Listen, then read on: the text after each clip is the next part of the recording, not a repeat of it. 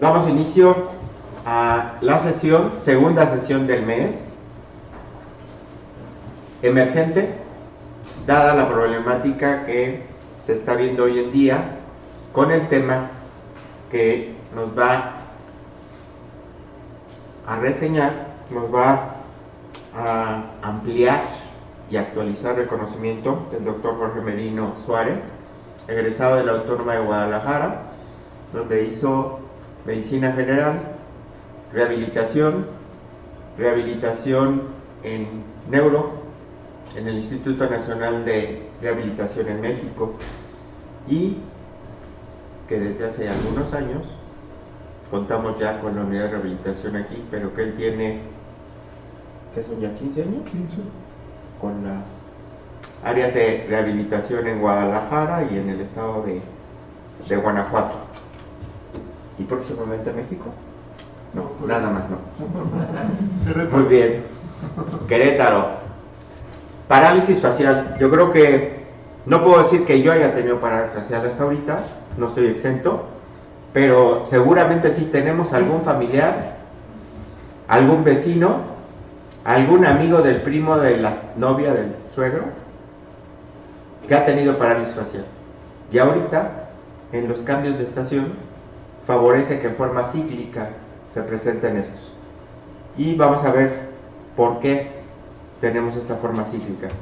Jorge, gracias por haber pedido el espacio, por haber dado la alternativa del tema, y bienvenido. Gracias por la invitación. Bienvenidos a todos.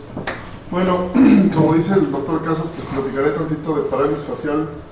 Salió a colación un poquito en base a, pues, al incremento en la incidencia de casos, ¿no? Está creciendo. Por ahí estuve leyendo algunos artículos que les voy a compartir el motivo del cual pues no hay una evidencia científica muy estructurada de por qué está pasando, pero sí la sospecha del motivo, ¿no? Pues brevemente hay que recordar un poquito la anatomía del par craneal 7 o el nervio facial. Es uno de los pares craneales de los... ¿Cuántos que tenemos, Richard? 12, muy bien. Y esta imagen se me hizo buena, viene en muchísimas partes de mi presentación. Todo lo que viene en verde es el nervio facial. Tiene una porción intracraneal, una intratemporal, una extracraneal y los núcleos del tronco encefálico. Ahorita los vamos a platicar. La parte más importante desde mi punto de vista es, todas son importantes lógicamente, pero la que sale a partir ya de la región extracraneal, que es la que hace la función principalmente motora y sensitiva, a través de los ganglios, principalmente el geniculado, la cuerda del tímpano y el pterigopalatino, ¿no? Este es el pterigopalatino, este es el geniculado, y la cuerda del tímpano no se ve aquí, se va en una imagen más adelante, ¿no? Me llama la atención, bueno, el ratito, insisto, lo voy a ver más un poquito en anatomía, pero siempre tendemos a explicarle y decirle al paciente que el nervio facial tiene 3 ramas, ¿no? Y no es cierto, tiene 6.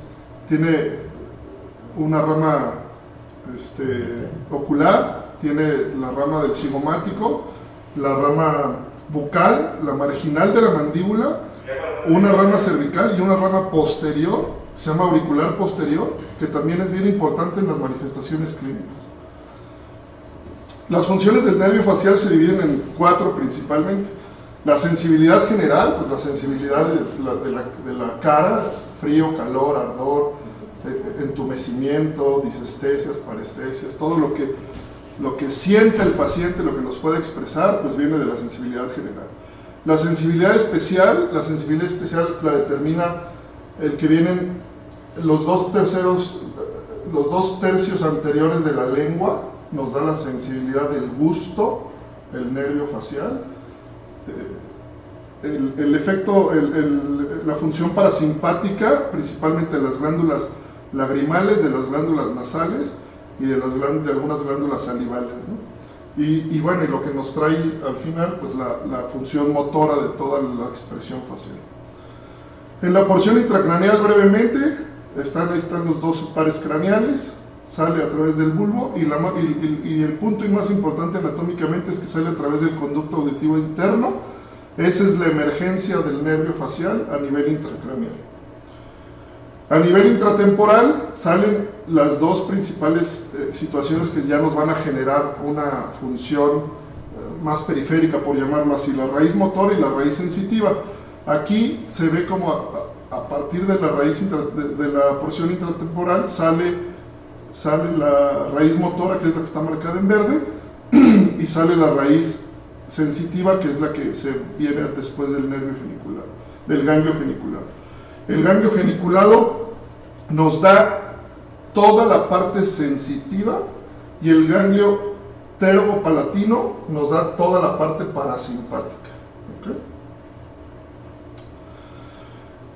La cuerda del tímpano la pongo aparte, viene después del bulbo. Digamos que son esas tres importantes, ¿no? Se forma el ganglio geniculado, el ganglio pterogopalatino y la cuerda del tímpano. ¿Por qué la pongo aparte? Porque para mí, desde mi punto de vista, es súper importante porque genera y es la responsable axonal del sentido del gusto de los 2/3 anteriores de la lengua. Entonces, más adelante, cuando sepamos el motivo del por qué el paciente tiene alteraciones en el gusto, principalmente de los 2/3 anteriores de la lengua, pues puede ser porque la lesión del nervio facial esté determinada anatómicamente por arriba de este ganglio o en el ganglio, ¿no?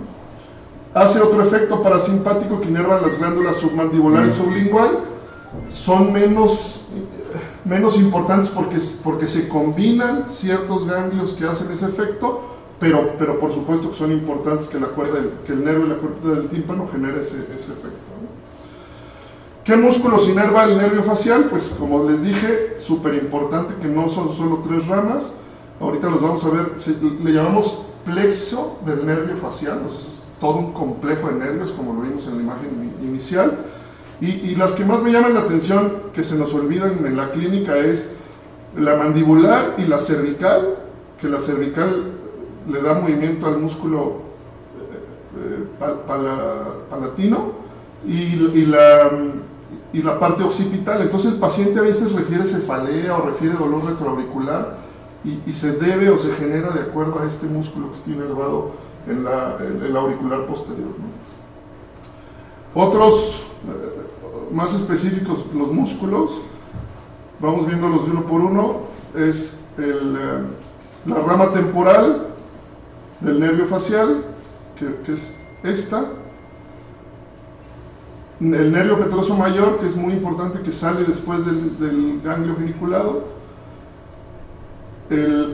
Los ramos cigomáticos del nervio facial. El cigomático, la raíz temporal tiene inervaciones mixtas. La raíz temporal inerva el cigomático en la parte superior y la raíz cigomática tiene inervación del cigomático en la parte superior. Entonces es una combinación de ambas. Y esto nos hace, insisto, más a futuro, ahorita brevemente lo vamos a ver, que sea una de las partes más complicadas de tratar en la parálisis facial. La parálisis facial, cada que nos llega un paciente yo les explico, yo les digo, cuando viene con la parálisis de la hemicara, generalmente el cigomático junto con el temporal inervan el músculo elevador del labio superior. El músculo elevador del labio superior para mí es uno de los que más, no más importantes, pero de los que más latas nos dan. Aquí están los fisioterapeutas que no me dejarán mentir. Cuando se afecta, y se afecta en todas las veces, el elevador del labio superior, es el que más posibilidades de secuela tiene y más difícil de recuperar. Se recupera, sí, normalmente no al 100%, sin embargo es un músculo que solo nos sirve para una expresión de elevar, como su nombre lo dice, el labio superior, y no andamos por la vida sonriendo constantemente. Entonces, estéticamente no se nota, pero si lo exploras, sí llegas a ver esa secuela muy comúnmente en cualquier persona que le da parálisis facial, derivado de esta inervación bilateral, por llamarlo así. Entonces, en resumen, son las 6 raíces que les mencioné. La raíz temporal, la raíz cigomática y la raíz bucal, que es la que siempre decimos, ¿no? Así decimos, la raíz temporal, la raíz cigomática y la raíz bucal. Y la marginal de la mandíbula, cervical y auricular posterior se nos olvida o no la tomamos en cuenta, pero vale la pena mencionarla. Y aquí ya están por músculo. La temporal hace el occipito frontal, que es esta raíz, vean el verde, ¿no? El verde. Eleva la ceja, aquí. El auricular superior y anterior, auricular superior e interior, orbicular del ojo, súper importante en el cierre del ojo, y hasta ahí son las tres principales ramas de la raíz temporal o de la rama temporal. El cigomático es el elevador del labio superior, que aquí se los mencioné, y que también tiene raíces del temporal, como se los dije. El ala de la nariz, para hacer que el ala de la nariz se mueva, y el cigomático menor, que eleva la nariz y eleva el labio. Aquí le ayuda el menor y el elevador del labio superior a elevar ese labio. Por eso la complejidad es este músculo. El bucal, que es el bucinador, que hace parar la trompa, el efecto de beso. El orbicular de la boca, que sirve como para inflar los cachetes o silbar. Y el cigomático en las ramas inferiores, en esta parte. Y luego los tres que se nos olvidan mucho: el marginal de la mandíbula, que hace que el mentón se eleve un poquito hacia adelante. El cervical, que hace que el platisma se mueva, que es el músculo que se nos olvida. Hay que pedirle al paciente que tense un poquito, y es evidente cuando está afectado y el auricular posterior, que es y que que pues prácticamente su función motora, que es lo único que hace, que muy poca gente lo puede hacer, es elevar las orejas, ¿no? Pero si no lo sabes elevar las orejas, no tienes problema, ¿sabes? Ahora, clínicamente, entendiendo un poquito la anatomía que expliqué, ¿cómo diferenciamos una parálisis facial de una parálisis periférica o una parálisis central? Un paciente con evento vascular cerebral, con tumor cerebral, con una lesión supranuclear, o sea, una lesión intracerebral, pues como va a estar preganglionar, solamente va a afectar la raíz inferior. Entonces tú encuentras al paciente con parálisis facial central solamente con la hemicara inferior paralizada. Y si encuentras que está tomado el frontal y está tomado parte del cigomático, clínicamente ya no tienes que hacer ningún otro estudio prácticamente para saber que tienes una parálisis facial periférica. Si tienes esto, pues el tema va por otro lado y hay que buscar una lesión cerebral. Si tienes parálisis facial completa, no tienes problema clínicamente en diagnosticar que el problema está postganglionario. Entonces al final del día, pues es una lesión periférica. Digo, puede haber muchas causas, ahorita las vamos a ver, pero al final del día es un diagnóstico 100% clínico, el de parálisis facial periférica, que es el que nos tiene aquí, no la central, ¿no? Pero al final del día es importante definir cuál es central y cuál es periférica, ¿no? Simplemente abre y cierra el ojo correctamente, pero tiene alteración de la comisura labial, es central, ¿no? Si el ojo no se mueve y la comisura labial no se mueve, pues ya es periférica. Eso es muy sencillo. O el frontal es muy evidente en la parálisis periférica. Volviendo a lo mismo, ya como tal, la parálisis facial periférica pues provoca una asimetría de la cara y que genera un proceso inflamatorio principalmente, o la fisiopatología es un proceso inflamatorio del nervio o eventualmente en el ganglio. En el ganglio se sospecha que hay altas implicaciones y altas posibilidades de que ahí esté el proceso inflamatorio más agudo, ¿no? La incidencia, que eso es algo que me llamaba la atención. Este es del 2023. La incidencia en edad, si lo ven, pues no es una cantidad grande de pacientes. Es en el estado de Guanajuato, está específica del estado de Guanajuato. Hay un estudio avalado por el Instituto Nacional de Rehabilitación del estado de Guanajuato que no sé por qué se les ocurrió hacerlo, pero lo hicieron, yo creo que por el aumento de la incidencia. Vemos el rango de edad que prevaleció, siempre es en el adulto, es el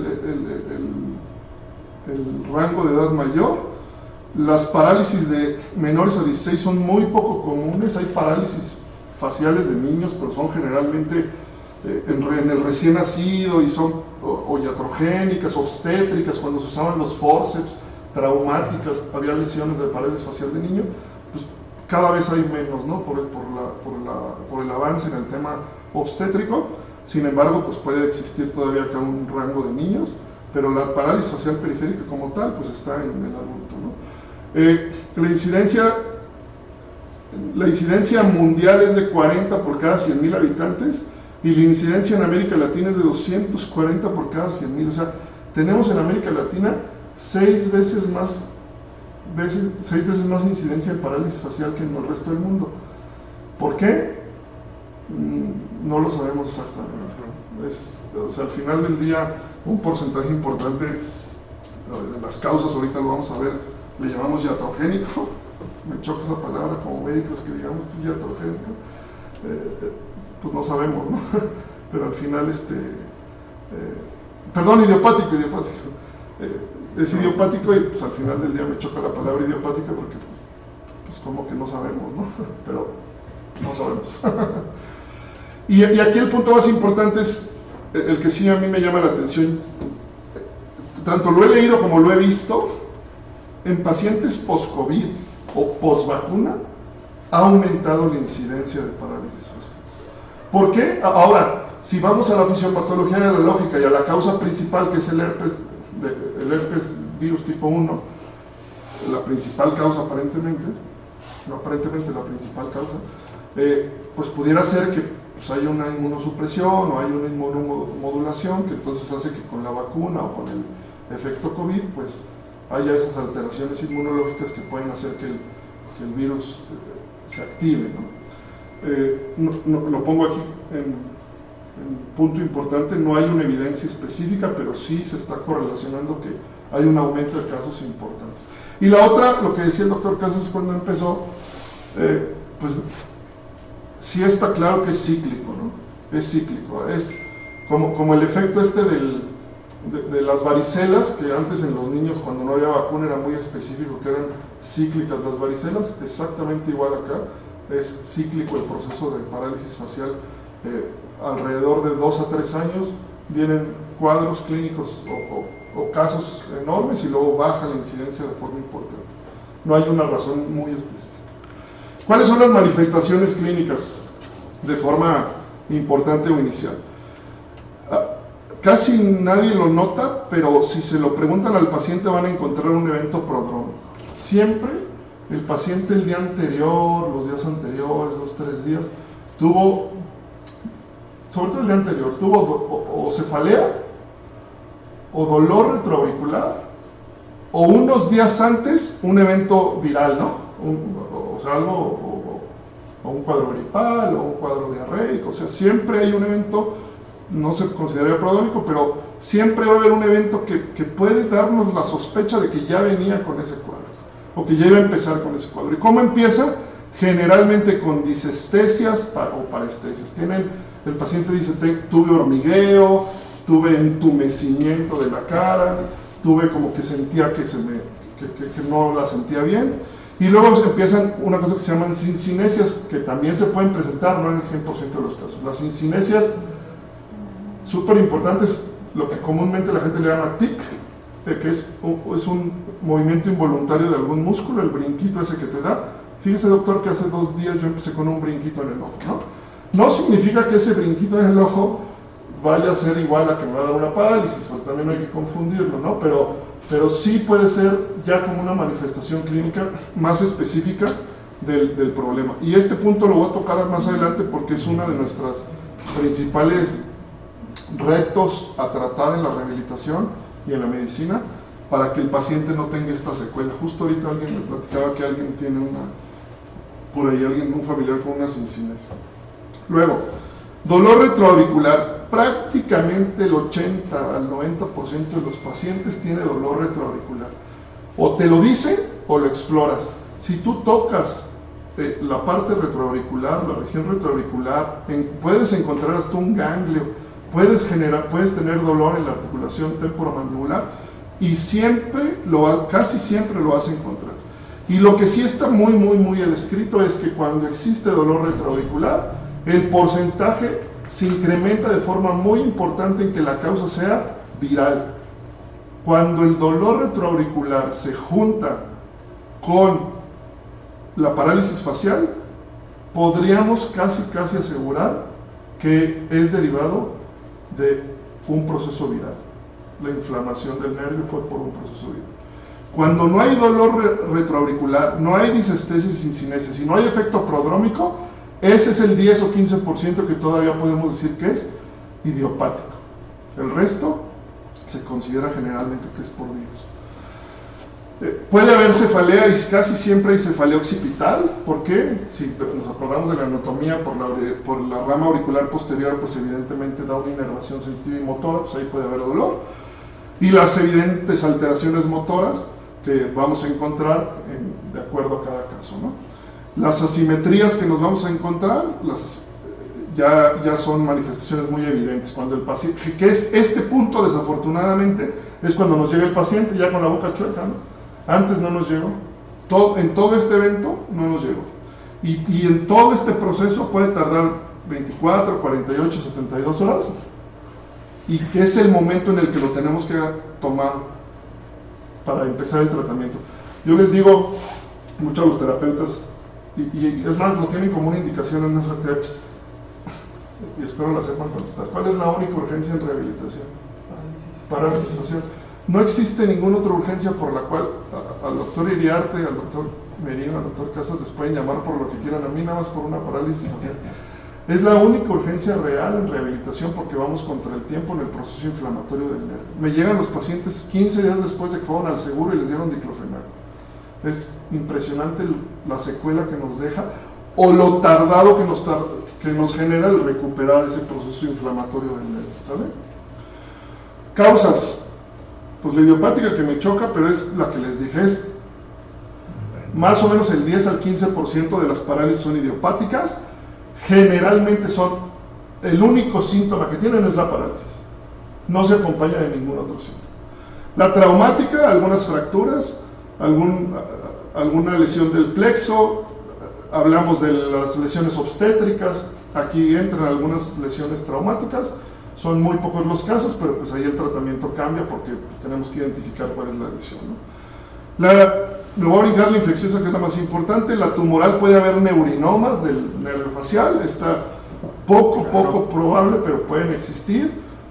Hay que sospechar en ellas principalmente cuando hay o mala evolución o hay recurrencia menor a 6 meses, ¿de acuerdo? Y las secundarias la más importante es la iatrogénica, ¿no?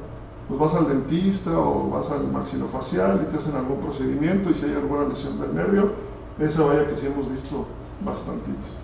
Y en la infecciosa, que es la que más nos trae aquí, pues es por mucho el herpes simple tipo 1, es el productor del 85% de las causas de la parálisis facial, eso sí ya está demostrado, e insisto, asociado a dolor retroauricular, asociado a evento prodrómico, se aumenta el porcentaje de 85, se puede ir a un 95% de posibilidad.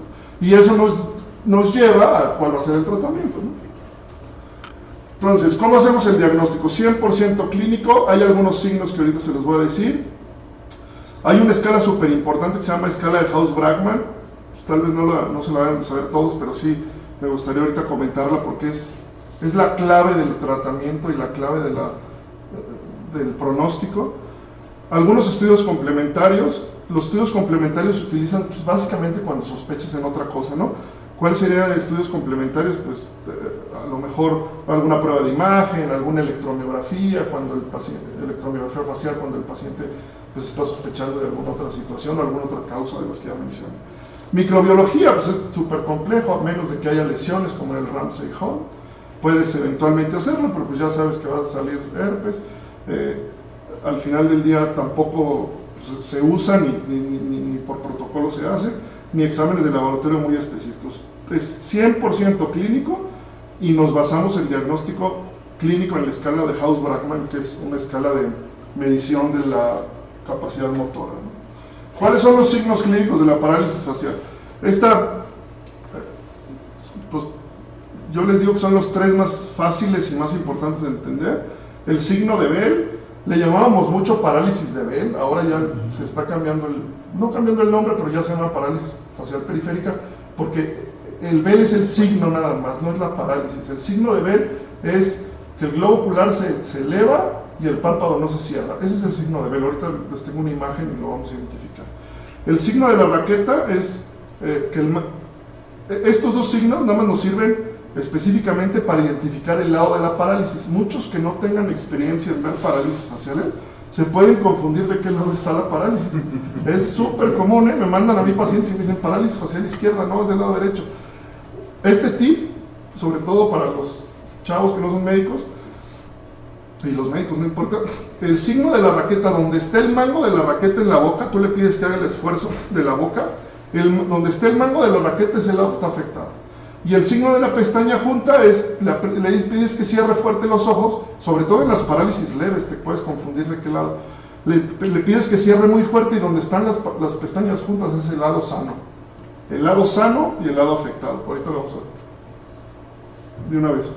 Ahorita me regreso. Signo de Bell y signo de la raqueta. El signo de Bell, le pides que cierre el ojo y evidentemente se ve el globo ocular nada más. Signo de la raqueta, ahí se ve, digo, está medio exagerado, pero aquí se ve. Este sería el mango y este sería la raqueta, ¿sí? Donde esté el mango es el lado afectado. Y el signo de las pestañas juntas, pues es el lado sano, ¿no?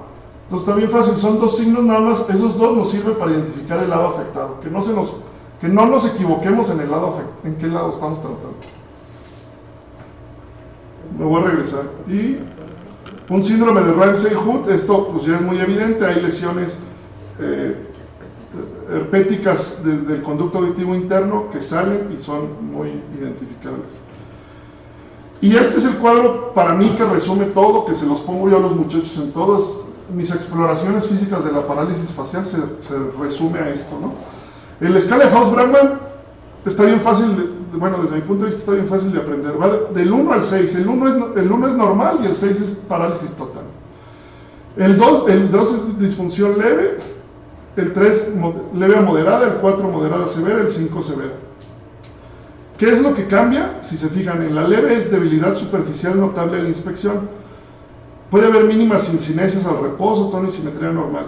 La clave siempre está, yo les digo, en el ojo y en la boca. El ojo, cierre completo con mínimo esfuerzo y asimetría mínima al movimiento. En este está la clave de cuando es leve. Cuando ya el cierre completo es con esfuerzo, se va al 3 y se vuelve moderada. Y cuando el cierre ya es incompleto, se va a severa. Todo lo demás, claro, es importante, pero el ojo y la asimetría es lo que nos va marcando el grado de lesión. La disfunción severa, pues ya se nota la asimetría del reposo, no hay movimiento de la frente, el ojo no se cierra para nada y la boca tiene movimientos solamente ligeros. ¿Por qué es importante esta escala? Porque desde el punto de vista de rehabilitación, de aquí depende una cosa súper importante para nosotros.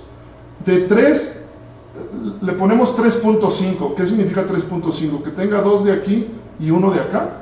Con que esté en 3.5 hacia acá, es igual a ponerle electroestimulación facial. No todos los pacientes llevan tratamiento con electroestimulación facial. ¿Por qué no? Porque hay un riesgo de sincinesias. Las sincinesias son que tú intentes mover la ceja y se te mueva la boca, o el tic, que le llama la gente, el brinco, pero se vuelve permanente. Al hacer un gesto, haya una sincinesia. A todos los pacientes que en la rehabilitación les vamos a aplicar electroestimulación, hay que advertirles que el 10% de los pacientes pueden desarrollar sincinesias. Hay que jugárnosla, por supuesto, porque es la única forma de que recuperen la movilidad, pero dependiendo el tiempo de exposición a la electroestimulación, o sea, lo que nos tardemos en la rehabilitación, eso va a generar el proceso de recuperación. Aquí vemos un caso de parálisis leve, es un video, si se fijan, cierre completo del ojo al mínimo esfuerzo, por eso le pongo leve. Vamos a ver si no está muy lento. Fíjense cómo hace signo de Bell, pero se cierra el ojo y entonces no nos deja ver. Les apuesto que si les pongo examen a quien no sea doctor aquí, podrían complicarse de qué lado está la parálisis, porque es a veces complicado encontrar en dónde. Esta es una paciente ya prácticamente muy recuperada. Ahora, vean la diferencia, ¿qué les dije? Elevador del labio superior, el más difícil de recuperar. Aquí lo eleva bien del lado sano, y del lado afectado ahí obviamente está en terapia, le están ayudando, y este es el que le cuesta muchísimo más trabajo de mover. Miren, no se mueve nada, ¿se fijan? A pesar de ser una leve, pero no se mueve nada. Luego, miren, ahí están las cincinesias, ¿ya las vieron? Interesantísimas. Parálisis moderada con cincinesias, eso es lo más importante. Miren, incluso aquí tiene menos tomado el labio superior, pero tiene tomado el frontal, o sea, parte occipital, perdón, cigomática y frontal. Y una más severa, casi no hay movimiento de frontal. Miren, lástima que Robert aquí nos pone los dedos, pero prácticamente no hay movimiento del frontal. ¿Se acuerdan que les dije que ahí cuando no hay movimiento de frontal, ya estamos hablando de Haus-Bragman 5, ¿no? No, cero movimiento de frontal. Miren, las rayas, los surcos frontales se pierden por completo. Sin embargo, cierra el ojo al esfuerzo. Por eso les digo, la Haus-Bragman puede ser variable, pero le vas poniendo puntos y entonces desde ese punto de vista se vuelve severa al no mover el frontal. Entonces, conclusión en rehabilitación, ¿le pones electroestimulación a ese frontal, sí o no? Pues sí, ¿no? Está en cero. Bueno, tratamiento farmacológico. El tratamiento farmacológico depende de varias situaciones, ¿no? Sin embargo, pues aquí lo pongo entre pregunta, esteroide depósito. Hay una dosis única de betametasona de 2 mililitros. Como cada paciente se debe personalizar el tratamiento, si es diabético, hipertenso, factores de riesgo para el uso del esteroide. Sin embargo, sea diabético o no sea diabético, sea hipertenso o no sea diabético, la prednisona es sí o sí. Ya le hablaré a mi papá que le regule el azúcar, pero hay que darle prednisona porque es fundamental que se desinflame el nervio. Hemos tenido pacientes, él y yo, que los hemos tenido que internar porque le vamos a poner o porque yo le quiero poner esteroide y la glucosa está en 500, entonces pues necesito que controle la glucosa para poderle poner esteroide, pero es sí o sí, ¿no? El uso de la betametasona, los libros lo recomiendan tal cual, los artículos últimos lo recomiendan tal cual, siempre y cuando efectivamente no haya factores de riesgos importantes para el uso de. La prednisona, la dosis es de 0.5 a 1 miligramo por kilo en dosis de reducción, máximo 80 miligramos por kilo. Es un poco exagerado, pero sin embargo, normalmente con 40 miligramos, 50 miligramos reduciéndolos en un periodo de máximo 10 días, se completa el cuadro, ¿no? Luego, los antivirales. Los antivirales, pues si hablamos de que el 85% de las causas es por herpes simple, pues hay que darle antiviral, ¿no? Últimamente pues se está demostrando que el valaciclovir es mucho más efectivo. La dosis indicada es 3.000 miligramos por día, dividido en 3 dosis. Hay tabletas de 1 gramo, entonces hay que darle 1 gramo cada 8 horas, incluso es más fácil de tomar que el aciclovir. El aciclovir hay que darle hasta 3.000 miligramos, vienen tabletas de 400 miligramos, entonces hay que darle 800 miligramos 4 veces al día por lo menos, ¿no? Para que realmente haga un efecto indicado, ¿sale? Fármacos complementarios, pues algo que yo siempre cuido es el tratamiento ocular. El ojo no cierra, en un porcentaje altísimo de los pacientes con parálisis facial de Haus-Bragman 3 para arriba, pues no va a cerrar el ojo. Entonces, 2 cosas, lubricante, ¿cada cuándo? Cada hora. Dice, es que ya me dijo el doctor que me la pongo en las noches una gotita. No sirve de nada, la córnea se daña inmediatamente y a la vez se regenera muy rápido, ¿no? Es un tejido muy avascular, pero al final del día, si lo mantienes lubricado, no va a tener problema. Entonces, un lubricante el que quieran, pero que sea un buen lubricante. todo el día, cada hora durante el día, y la oclusión nocturna. A veces hay que apoyarnos de algún gel lubricante y ocluir el ojo. ¿Hasta cuándo? Pues hasta que cierre al mínimo esfuerzo, hasta que se haga un House-Bragman 2. Mientras tanto hay que seguir ocluyéndolo, siempre, todo el día. Y es súper importante la correcta oclusión del ojo. Le dicen, pues, no, pues póngase un parchecito, una gasita. Se pone la gasita, se lo ocluyen, se queda abierto el ojo y la gasa va a pegar en la córnea y al otro día hay que ir con una úlcera para el doctor y usted. Entonces, al final del día, la oclusión del ojo también hay que explicarle y es importante. El uso de complejo B al final del día está totalmente demostrado como coadyuvante a la recuperación de la conducción de cualquier nervio periférico. Puede ayudar y se recomienda su uso, más que por la deficiencia en la ingesta, por la malabsorción, por algunos otros factores que como todos conocemos cuáles son. Y súper importante, que está todavía en vías de determinar si tiene función o no, pero personalizando cada situación, cuando hay dolor, funciona perfectamente. Entonces, la gabapentina, la pregabalina o el cetidin 5, el monofosfato uridin 5 y trifosfato trisódico, alias núcleos MP forte, funcionan perfectamente cuando hay dolor neuropático, ¿no? Por llamarle así. Eso, tú detectas cuando hay un dolor de origen nervioso, ¿no? En esos casos está más que indicado, está aceptado el uso de algún antineurítico o neuromodulador, ¿no? Y obviamente los AINES pues son únicamente o específicamente sintomáticos, ¿no? Entonces, la gran mayoría tienen dolor, hay que darle un analgésico. El antiinflamatorio prácticamente no se utiliza porque ya estás utilizando la prednisona, ¿no? O sea, hay que utilizar más bien analgésico. Pues es el resumen: el analgésico, el complejo B, el tratamiento ocular, el antineurítico neuromodulador, la prednisona y el antiviral. Todo eso se lleva el paciente. Yo les receto también omeprazol por si de todo lo que le vamos a dar.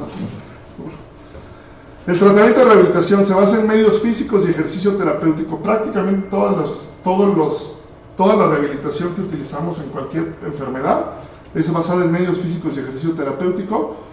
El calor es superficial y profundo. En el calor utilizamos el superficial, un foco infrarrojo, así como el de las carnitas, tal cual. Nada más le ocluimos el ojo.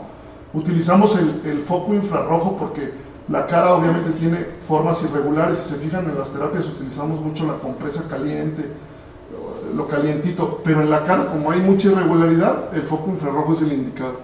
El calor profundo a través de ultrasonido o láser, y se coloca en la emergencia del nervio facial a nivel retroauricular.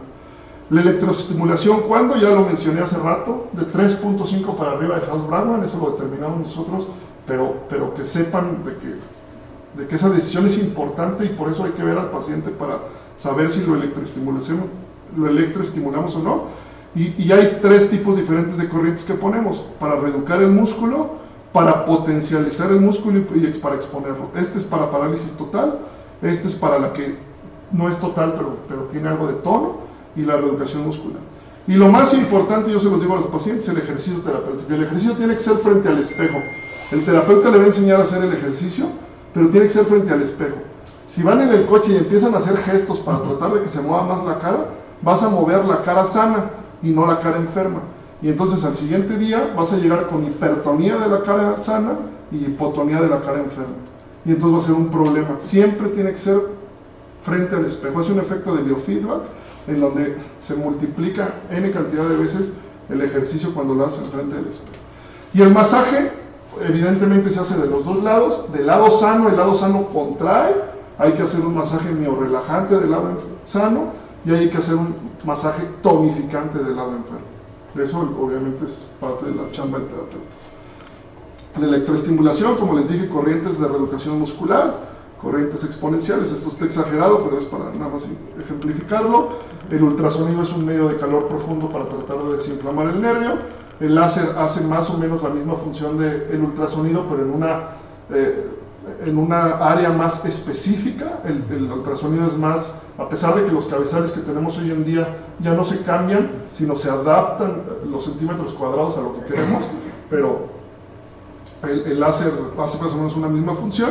Y las complicaciones y los riesgos, ¿cuáles son? Principalmente, el que ya les mencioné, cuando vamos a electroestimular, ya les dije, y las incinesias que hay que advertirle al paciente que puede llegar a presentar. El calor profundo, el calor superficial, cuidado con el ojo. A la hora que ponemos el foco de las carnitas podemos quemar la córnea, el foco infrarrojo, podemos quemar la córnea y entonces hay que ocluir el ojo cuando utilicemos cualquier tipo de calor superficial. Y lo que les mencionaba, el ejercicio, el hacerlo siempre frente a un espejo y el prever que no se haga hipertonía de la osa. Pues la única urgencia en rehabilitación, la parálisis facial. Muchas gracias. A sus órdenes.